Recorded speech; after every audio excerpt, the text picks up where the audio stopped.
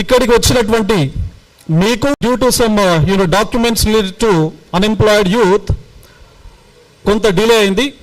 దానికి మరొకసారి పర్సనల్గా మీ అందరికీ కూడా నేను సారీ చెప్తా ఉన్నాను. ఇక్కడికి వచ్చినటువంటి మీకు అదేవిధంగా నిరుద్యోగ సమాజాన్ని గతం నుంచి ప్రస్తుతం వరకు తట్టి లేపి నడిపిస్తున్నటువంటి ఈ వేదిక పైన కూర్చున్నటువంటి ప్రతి ఒక్క నిరుద్యోగ మిత్రునికి నాయకునికి ప్రత్యేకంగా గుండె లోతుల్లో నుంచి వాళ్ళ కంట్రిబ్యూషన్ని నేను అప్రిషియేట్ చేస్తున్నాను. మీకందరికీ తెలుసు, వీళ్ళందరి పేర్లు వీళ్ళ యొక్క కంట్రిబ్యూషన్ నేను ప్రత్యేకంగా చెప్పాల్సినటువంటి పని లేదు. ఈ రాష్ట్ర ప్రభుత్వం ఏర్పాటు కావడానికి వీళ్ళు డక్కా ముక్కీలు తిని తిండి లేకుండా వర్షంలో నాని ఎండ లోపల మాడి గత ప్రభుత్వానికి వ్యతిరేకంగా ఆ ప్రభుత్వం ఉంటే మాకు న్యాయం జరగట్లేదు అని చెప్పేసి ఒక సదుద్దేశంతో ఒక బృహత్తరమైనటువంటి దృక్కోణంతో గత ప్రభుత్వాన్ని పారద్రోలి ప్రస్తుత ప్రభుత్వాన్ని తీసుకొచ్చారు. ఈ ప్రభుత్వం వస్తే మా ఆశలు మా ఆశయాలు మా హక్కులకు న్యాయం జరుగుతుంది అనేటువంటి ఒకే ఒక్క సదుద్దేశంతో ఈ ప్రభుత్వాన్ని తీసుకురావడం జరిగింది. అఫ్కోర్స్ ఒక ప్రభుత్వం పోవాలి అన్నా ఒక ప్రభుత్వం రావాలి అన్నా ఒకే ఫ్యాక్టర్ పనిచేయకపోవచ్చు. కానీ ఈ తెలంగాణ రాష్ట్రం లోపల 2023 లోపల ఉద్యమం అగ్గి బావుట ఎగరవేసింది నిరుద్యోగ పక్షాల నుండి అని చెప్పడం లోపల ఏమాత్రం సందేహం లేదు. మరి ఈ కంట్రిబ్యూషన్ ఒక ప్రభుత్వాన్ని మార్చింది, ఇంకొక ప్రభుత్వాన్ని తీసుకొచ్చింది. మరి తీసుకొచ్చి ఈ రోజు నాటికి ఆల్మోస్ట్ 2.5 years అయిపోయింది. 2.5 సంవత్సరాలు ముగిసిపోయింది. మరి తప్పనిసరిగా నిరుద్యోగుల నుంచి వారి పక్షాన వాళ్ళ హక్కుల కోసం ఇక్కడ కూర్చున్నటువంటి ప్రతి ఒక్క మిత్రుడు ఇప్పటి నుంచి కాదు, గత 10, 15 ఏళ్ళు 20 ఏళ్ళ నుంచి వాళ్ళ బాగోగుల కోసం పనిచేయడం జరుగుతూ ఉన్నది. మరి నిరుద్యోగుల వాయిస్ చట్ట సభల లోపల కూడా తప్పనిసరిగా వినిపించాలి అనేటువంటి ఒక లక్ష్యంతో గత సంవత్సరం జరిగినటువంటి Karimnagar, Medak, Nizamabad and Adilabad graduate MLC ఎన్నికల లోపల నేను పోటీ చేయడం జరిగింది. అవుట్ రైట్గా అన్కండిషనల్గా నిరుద్యోగ సమాజం నుంచి నాకు లభించినటువంటి మద్దతు వల్ల 63,000 ఓట్లు ఒక సాదా సీదా వ్యక్తికి, ఒక అసిస్టెంట్ ప్రొఫెసర్కి అన్ని రావడం అనేది ప్రధాన కారణం. నేనేం చెప్తానంటే గుండె లోతుల నుంచి వీళ్ళందరే అని చెప్పేసి నేను చెప్తా ఉంటా. మరి ఓపిక పట్టాం. సహనం మా హక్కే కాబట్టి, సహనం మా బ్లడ్లో ఉన్నటువంటి అంశమే కాబట్టి 2.5 ఏళ్ళు ఓపిక సహనంతో చూసాం. నిన్నటికి నిన్న అశోక్ నగర్ వేదికగా వీళ్ళందరితో ఎవరైతే హక్కుల కోసం నిరుద్యోగుల పక్షాన పోరాటం చేయడం జరుగుతుందో వాళ్ళందరి కోసం ఒక చిన్న ఆత్మీయ సమ్మేళనం పెట్టుకున్నామండి. ఒక ఆత్మీయ సమ్మేళనం. It's a kind of get together. కలిసి ఆలోచనలు పంచుకునేటువంటి ఒక వేదిక. ఆ వేదికను అనౌన్స్ చేస్తే పోలీసులతో ఎక్కడికక్కడ అక్రమ అరెస్టులు చేయడం జరిగింది. It is very unfortunate. మనం చదువుతాం, వింటుంటాం, చూస్తుంటాం. భారత రాజ్యాంగ రూపకర్త బాబాసాహెబ్ అంబేద్కర్ గారు చాలా క్రిస్టల్ క్లియర్ ఒక మాట మాట్లాడుతూ ఉంటారు. నిన్న జరిగినటువంటి సంఘటన చూసి ఆ మాట చాలా స్పష్టంగా మీతో నేను పంచుకోవాలనుకుంటున్నా. ఎడ్యుకేట్, ఆర్గనైజ్ అండ్ ఎడ్యుకేట్ అని చెప్పేసి. మరి ఎడ్యుకేషన్ ఆల్రెడీ పూర్తి చేసి ఉన్నారు వీళ్ళంతా. నోటిఫికేషన్స్ ఇస్తా అన్నటువంటి ప్రభుత్వం ఇవ్వకపోవడం వల్ల ఆర్గనైజ్ కావుదాం అని చెప్పేసి అనుకుంటున్నారు. మనమందరం సమీకరించుకుందాం, మన హక్కుల కోసం పోరాడదాం అని చెప్పేసి వీళ్ళందరూ కూడా ఆర్గనైజ్ అయ్యే ప్రయత్నం చేస్తే ఎక్కడికక్కడ మీరు అరెస్టులు చేస్తారా? ఇదేమైనా దేశద్రోహ చర్య పైన వాళ్ళు మీటింగ్ పెడుతున్నారా? లేదా లా అండ్ ఆర్డర్ ఇష్యూలు క్రియేట్ చేయడానికి మీటింగ్ పెడుతున్నారా? ఆత్మీయ సమ్మేళనానికి కూడా మీరు పోలీసింగ్ యాక్టివిటీతో భారత రాజ్యాంగం లోపల ఉన్నటువంటి ఆర్టికల్ 19ను మీరు వయలేట్ చేస్తే ఎవరు సమాధానం చెప్పాలా? ఎవరు సమాధానం చెప్పాలా? వాళ్ళు అడుగుతుంది ఏంది? వాళ్ళకు కావలసినటువంటి ఉద్యోగాల గురించి అడుగుతున్నారు, ఏజ్ రిలాక్సేషన్ గురించి మాట్లాడుతున్నారు. వీటికి సమాధానం చెప్పేటువంటి ధైర్యం మీకు లేదా? మీకు ధైర్యం లేకనే ఇలాంటి పిరికి పంద యాక్టివిటీస్ మీరు నిన్న ఎగ్జిక్యూట్ చేయడం జరిగింది. ఆత్మ న్యూనతా భావం మీ లోపల ఉన్నది. కుటీల బుద్ధి వల్ల ఇలాంటి క్రూరమైనటువంటి దారుణమైనటువంటి చర్యలకు ఈ విద్యార్థుల మీద, నిరుద్యోగుల మీద మీరు కేసులు పెడతారా? మొన్నటికి మొన్న దిల్సుఖ్నగర్ లోపల 11 మంది మీద ఎఫ్ఐఆర్లు పెట్టారు. పిల్లల మీద ఎఫ్ఐఆర్లు పెట్టడం ఏంటండి? తెలంగాణ రాష్ట్రం వచ్చినప్పటి నుంచి ఇప్పటి వరకు ఒక స్టూడెంట్ పైన ఎఫ్ఐఆర్ లేదు. అంటే కంప్లీట్గా లాండ్ ఆర్డర్ ఇష్యూ ఇంటెన్షనల్గా డెలిబరేట్గా కనుక చేస్తే పెట్టుండొచ్చు గతం లోపల. కానీ వీళ్ళు చేస్తున్నది ఏంటండి? వాళ్ళ హక్కుల కోసం ఫైట్ చేస్తూ ఉన్నారు. పోస్టుల సంఖ్య గవర్నమెంట్ చాలా క్లియర్గా చెప్పింది కదా. డీజీపీ గారు, ప్రస్తుత డీజీపీ గారు చాలా క్లియర్గా మెన్షన్ చేయడం జరిగింది, 26,000 వేకెన్సీస్ ఉన్నాయి అని చెప్పేసి. ప్రభుత్వం మరొక వైపున 19,000 వేకెన్సీస్ ఉన్నాయని చెప్పేసి ప్రభుత్వం చెప్పింది. మరి మీరు చెప్పినటువంటి అంశాలే కదా అడుగుతున్నది. ఒక మాటతో చెప్పి మళ్ళీ మాట మార్చి 5,000తో నోటిఫికేషన్ ఇస్తాం అని చెప్పేసి చెప్పడం ఏంటి? Non sense. డీజీపీ గారు 26,000 వేకెన్సీస్ అంటారు, ప్రభుత్వ మంత్రులు, ఎమ్మెల్యేలు 19,000 వేకెన్సీస్ అంటారు. మరి గవర్నమెంట్ అఫీషియల్గా ఐడెంటిఫై చేస్తాం మేము. నోటిఫికేషన్ 23వ తారీఖు జూన్ లేదా జూలై 2 నాడు 5,000 వేకెన్సీస్తో నోటిఫికేషన్ ఇస్తాం అని చెప్పేసి మీరు చెప్పడం ఏంటి? ఇంత కాంట్రాడిక్షన్ ఏంటి? ఇంత స్ప్లిట్ పర్సనాలిటీస్ ఏంటి మీలో? So we're definitely questioning on behalf of unemployed youth in the state of Telangana. మరి ఇప్పటి వరకు జరిగినటువంటి, ప్రస్తుతం జరుగుతున్నటువంటి అంశాలు ఏవైతే ఉన్నాయో, నిన్న మిత్రులు పొద్దున అరెస్ట్ చేసి ఆత్మీయ సమ్మేళనం అంటే కూడా అరెస్ట్ చేసేటువంటి దుర్మార్గమైనటువంటి, నీతి మాలినటువంటి చర్య ఇప్పటి వరకు ఈ రాష్ట్రం లోపల జరగలేదు. నిన్న ఉస్మానియా యూనివర్సిటీ లోపల ఉన్నటువంటి పిల్లలను అక్కడే అరెస్ట్ చేసి పోలీస్ స్టేషన్కు తరలించడం జరిగింది. అశోక్ నగర్ లోపల ఉన్నటువంటి పిల్లలు ఇక్కడ అరెస్ట్ చేశారు. ముషీరాబాద్కు తరలించడం జరిగింది. అంబర్పేటకు తరలించడం జరిగింది. ఈరోజు పొద్దున ఇక్కడ ప్రెస్ మీట్ కూడా రాకుండా దిల్సుఖ్నగర్ లోపల ఉండేటువంటి ఎస్ఐపిసి కాంపిటేటివ్ ఆస్పిరెంట్స్ ఎవరైతే ఉన్నారో వాళ్ళను అరెస్ట్ చేసి ఇప్పుడు సరూర్ నగర్ పోలీస్ స్టేషన్ లోపల పెట్టడం జరిగింది. ఇది చాలా దారుణం. ఇప్పుడు దిల్సుఖ్నగర్ ఏదైతే ఎస్ఐపిసి ఉద్యమాన్ని నడుపుతున్నటువంటి ఇంద్రా అనేటువంటి నిరుద్యోగ మిత్రుని ఇప్పుడు అరెస్ట్ చేశారు. ఇదే అబ్బాయిని నిన్న అరెస్ట్ చేశారు. ఆకాష్ అనేటువంటి అబ్బాయిని అరెస్ట్ చేయడం జరిగింది. ఇంత దుర్మార్గమైనటువంటి చర్యలు ఎందుకు? ఇంత పిడివాదం మీకు ఎందుకు? మరి క్వశ్చన్ చేయొద్దా? అసలు క్వశ్చన్ చేయొద్దా? తప్పనిసరిగా క్వశ్చన్ చేస్తాం. ఎందుకంటే క్వశ్చన్ చేయడం అనేది సమాజం లోపల అన్యాయానికి వ్యతిరేకంగా పోరాడుతున్నటువంటి ఒక సగటు సాదా సీదా పౌరుని యొక్క రైట్. అది ఎప్పుడో థామస్ జెఫర్సన్ అనేటువంటి వ్యక్తి ఒక మాట చాలా స్పష్టంగా చెప్తుంటాడు. ఏమని? ఎక్కడైతే ప్రజలు ప్రభుత్వాన్ని ప్రశ్నిస్తారో ఆ సమాజం లోపల స్వేచ్ఛ ఉన్నట్టు లెక్క. ఎక్కడైతే ప్రభుత్వం ప్రజల యొక్క స్వేచ్ఛను, ప్రజల యొక్క హక్కుల మీద పిడివాదం మోపడం జరుగుతుందో అక్కడ నిరంకుశత్వం రాజ్యమేలుతున్నట్టు లెక్క అని చెప్పేసి. మరి ఇప్పుడు చూస్తున్నటువంటి సంఘటనలు బట్టి చూస్తే ఈ రాష్ట్రం లోపల స్వేచ్ఛ ఉన్నట్ల, ఈ రాష్ట్రం లోపల నిరంకుశత్వం ఉన్నట్ల మనకే అర్థమవుతుంది.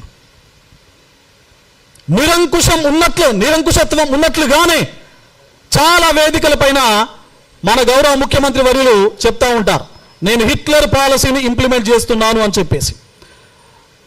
మరి ఈ నిరంకుశత్వం కూడా హిట్లర్ పాలసీయే కదా. దాన్ని కూడా చదువుకున్నటువంటి విద్యార్థుల పైన మీరు ఇలాంటి కార్యకలాపాలకు పాల్పడతారా? ఇది మీ నైతికతకు నిదర్శనంగా మేము తీసుకోవచ్చా? అసలు ఇది నైతికతనేనా? ఇంత దారుణమైనటువంటి సంఘటనలు జరుగుతుంటే చిన్న పిల్లలండి పాపం. దిల్సుఖ్నగర్లో 11 మెంబర్స్ పైన ఎఫ్ఐఆర్ పెట్టారు. వాళ్ళు ఏదో మీడియా పర్సన్స్ ఉద్యమకారులకు సంబంధించినటువంటి ఇంటర్వ్యూలు తీసుకుంటే ఆ పక్కన పాపం ఛాయ్ తాగడానికి వచ్చినటువంటి వ్యక్తి మీడియా వాళ్ళు వచ్చారు కదా అని చెప్పేసి ఏం మాట్లాడుతున్నారో అని చెప్పేసి చూద్దామని పక్కకు నిలబడితే వాళ్ళని కూడా తీసుకెళ్ళి మీరు అరెస్ట్ చేసి ఎఫ్ఐఆర్లు పెడతారా? ఇదేనా ప్రజాప్రభుత్వం అని చెప్పేసి మీరు అధికారంలోకి వచ్చిన తర్వాత చెప్పారు కదా? ఇదేనా ప్రజాప్రభుత్వం? ఇదేనా విద్యార్థులపైన మీరు చేస్తున్నటువంటి నీతి మాలినటువంటి చర్య? మరి తప్పనిసరిగా అడుగుతాం, అడుగుతూనే ఉంటాం. మీరు ఎక్కడైతే మీరు చెప్పినటువంటి మీ నాయకుడు ఉన్నాడు కదా రాహుల్ గాంధీ గారు అశోక్ నగర్ లోపల మా సిటీ సెంట్రల్ లైబ్రరీకి వచ్చాడు. దిల్సుఖ్ నగర్ వేదిక పైన మాట్లాడాడు. మరి ఏం మాట్లాడారు? మా ప్రభుత్వాన్ని మీరు గెలిపించండి, మా ప్రభుత్వం అధికారం లోపలికి వచ్చిన తర్వాత సంవత్సరానికి 2 లక్షల ఉద్యోగాలు ఇస్తాము అని చెప్పేసి. సంవత్సరానికి 2 లక్షల ఉద్యోగాలు. మరి ఇప్పుడు 2.5 సంవత్సరాలైంది కదా, మీరు ఎన్ని లక్షల ఉద్యోగాలు ఇవ్వాలి మీ మేనిఫెస్టో ప్రకారం? So this is your manifesto. మీరు రూపొందించినటువంటి 420 మేనిఫెస్టో ఏదైతే ఉందో దాని లోపల 9వ పేజీ మీ యూత్ డిక్లరేషన్ గురించి మాట్లాడుతూ ఉంది. మీ రాహుల్ గాంధీ గారు ఇచ్చినటువంటి దాన్ని డాక్యుమెంట్ చేసినటువంటి యూత్ డిక్లరేషన్ గురించి మీ మేనిఫెస్టోలో ఉన్నటువంటి 9వ పేజీ మాట్లాడుతూ ఉన్నది. మీరేం చెప్పారు? 2 లక్షల సంవత్సరానికి ఉద్యోగాలని చెప్పేసి అన్నారు. దీని ప్రకారం మీరు ఈ రోజు నాటికి 2.5 సంవత్సరాలైంది కాబట్టి 2+2+1 5 లక్షల ఉద్యోగాల కల్పన ఇప్పటి వరకు మీరు చేసి ఉండాలి. మరి ఇప్పటి వరకు ఎన్ని చేశారు? మీరు చెప్తున్నటువంటి లెక్కలే కదా. మీరు చెప్తున్నటువంటి లెక్కల ప్రకారము 60,000 65,000 చేస్తామని చెప్పేసి మీరు ఊకదంపుడు ఉపన్యాసాలు వివిధ రకాల వేదికలపై నుంచి ఇస్తున్నారు కదా, మీరు, మీ మంత్రులు, మీ ఎమ్మెల్యేలు. మరి దిస్ ఈజ్ అ డాక్యుమెంట్.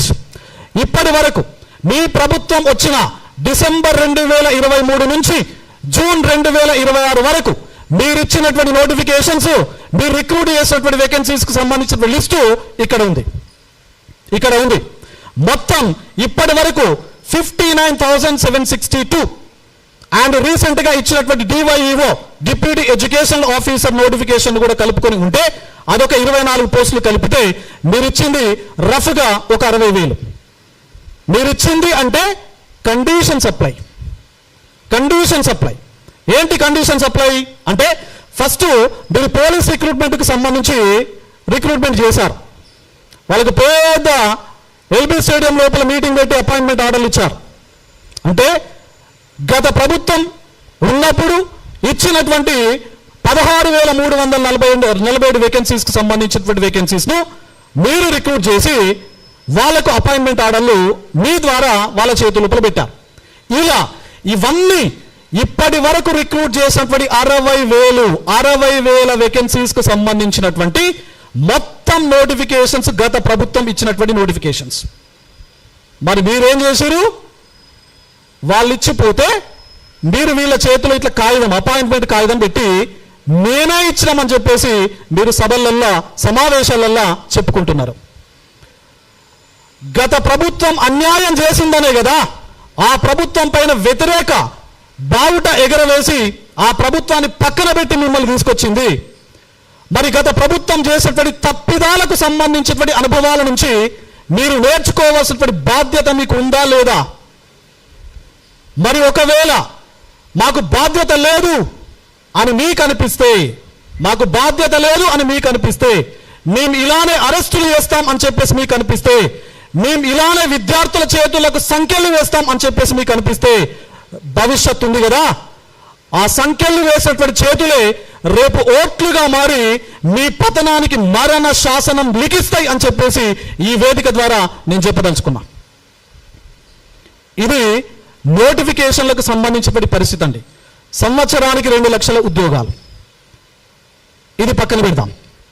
ఒకవేళ సంవత్సరానికి 2 లక్షల ఉద్యోగాలతో పాటు నిరుద్యోగ సమాజం బాధలతో ఉంది, కష్టాలతో ఉంది, వాళ్ళు అసలు టైంకు తినట్లేదు, 5 రూపాయల భోజనాన్ని తిని రోజంతా మార్నింగ్ బ్రేక్ఫాస్ట్ లేకుండా మధ్యాహ్నం లైబ్రరీ లోపల పెట్టేటువంటి 5 రూపాయల భోజనాన్ని తిని నైట్ ఏదో బయట టిఫిన్ దొరికితే టిఫిన్ తిని ఇంటికి పోయే ముఖం లేక ఇంటికి వెళ్తే ఉద్యోగం ఎదురు అని చెప్పేసి అడిగేటువంటి ప్రశ్నలకు బదులు ఇవ్వలేక మానసిక వేదనను అనుభవిస్తూ ఇక్కడ చాలినటువంటి బతుకును కొనసాగిస్తూ ఉన్నటువంటి నిరుద్యోగులకు మీరు కేసులతో సమాధానం చెప్తారా? కేసులు పెడతారా? వాళ్ళు ఏం చెప్పాలి సమాధానం? ఇంట్లో ఉద్యోగాల నోటిఫికేషన్ లేదు, మళ్ళీ పైగా దాని మీద కేసులు పెట్టి వాళ్ళకు రేపు ఉద్యోగం వచ్చిన తర్వాత కూడా కేసు పేరుతో వాళ్ళను ఇంటెలిజెన్స్ రిపోర్ట్ లోపల తీసేసే ప్రయత్నమే కదా మీరు చేసేది. ఇది ఎంతవరకు కరెక్ట్? ఎంతవరకు కరెక్ట్? 4,000 రూపాయల ఉద్యోగ భృతి ఇస్తా అన్నారు కదా మీరు, నిరుద్యోగ భృతి. మరి 2.5 ఏళ్ళు అయింది కదా, నోటిఫికేషన్లు ఇస్తలేరు కదా, మరి వీళ్ళు బతకాలి కదా, చదువుకోవాలి కదా, హాస్టల్ ఫీజులు కట్టాలి కదా, మరి ఎక్కడి నుంచి కడతారు వీళ్ళు? నిరుద్యోగ భృతి మీరు ఎందుకు ఇస్తలేరు? నిరుద్యోగ భృతితో పాటు మీరు ఏమన్నారు? ప్రతి ఏడాది టీఎస్పీఎస్సీకి సంబంధించినటువంటి ఏదైతే రిక్రూట్మెంట్ ప్రాసెస్ ఉందో సింగిల్ టైం ఫీజు కట్టండి. మీరు రాయబోయే ప్రతి ఎగ్జామ్కి ఒకటే ఫీజు ఉంటుంది అని చెప్పేసి మీరు చెప్పారు. ఒకే ఫీజు ఉంటుంది అని చెప్పేసి మీరు చెప్పారు కదా. గతం లోపల 200 రూపాయల ఫీజు ఉండేది. గత ప్రభుత్వం ఉన్నప్పుడు 200 రూపాయల ఫీజు ఉండేది ఒక పరీక్ష ఫీజుగా. ఇప్పుడు రీసెంట్గా కొన్ని నోటిఫికేషన్స్ ఇచ్చారు ఈ government. Deputy educational officer, assistant executive engineer, ఇలాంటి నోటిఫికేషన్లు ఇచ్చి ఫీజు ఎంత పెంచారో తెలుసా అండి? 1000 రూపాయలు చేశారు. 1000 రూపాయలు. అసలు తినడానికే తిండి లేనటువంటి నిరుద్యోగులకి ఉద్యోగ నోటిఫికేషన్ వచ్చింది అని చెప్పేసి అప్లై చేసుకుందామంటే ఆ నోటిఫికేషన్ వెబ్సైట్ ఓపెన్ చేసిన తర్వాత కనబడే ఫీజు అక్షరాల 1000 రూపాయలు.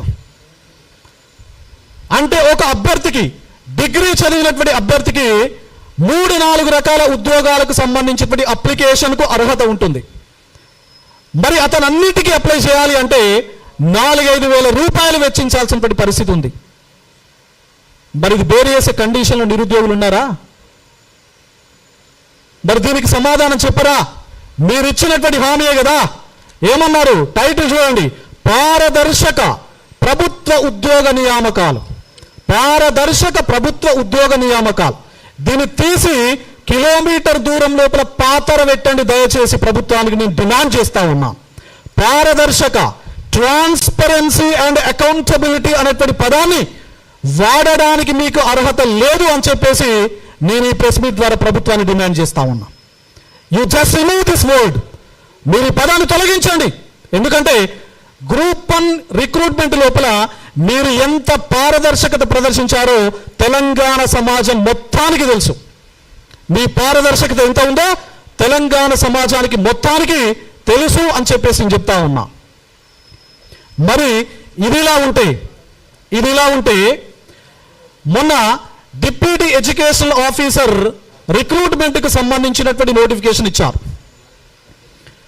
గతం లోపల 2006 లోపల డివైఈఓ నోటిఫికేషన్ వచ్చింది. 2006 లోపల.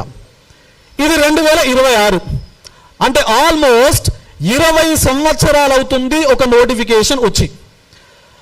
మరి డిప్యూటీ ఎడ్యుకేషనల్ ఆఫీసర్ అవుదాము అనేటువంటి కళలతో, ఆ కోరికలతో, ఆ ఆస్పిరేషన్తో, ఆ ఆశతో ఉన్నటువంటి నిరుద్యోగులకి మీరు ఏజ్ రిలాక్సేషన్ ఇవ్వాలి అనేటువంటి బాధ్యత, ఇంగిత జ్ఞానం, ఆ కామన్ సెన్స్ మీకు లేదా? మీరు రెగ్యులర్గా ఒకవేళ క్యాలెండర్ ఇయర్ ఇచ్చి రెగ్యులర్గా ఆ క్యాలెండర్ ఇయర్ను మీరు కనుక ఇంప్లిమెంట్ చేసి ఉంటే మీరు 10 పోస్టులు ఇచ్చినా ఏజ్ రిలాక్సేషన్ మీరు ఇవ్వకుండా కూడా మేము ఇక్కడ సభలు, సమావేశాలు, ప్రెస్ మీట్లు మేమే పెట్టాం.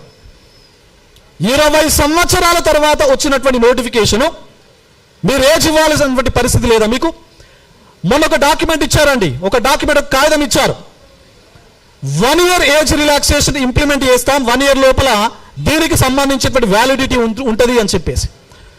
అంటే 1 ఇయర్ లోపల గ్రూప్ 1లు, గ్రూప్ 2లు, గ్రూప్ 3లు ఇతరత్ర నోటిఫికేషన్స్ అన్నీ ఇస్తారా మీరు? ఎందుకండి మీరు 1 year పెట్టడం? అసలు మీకు చిత్తశుద్ధి ఉందా?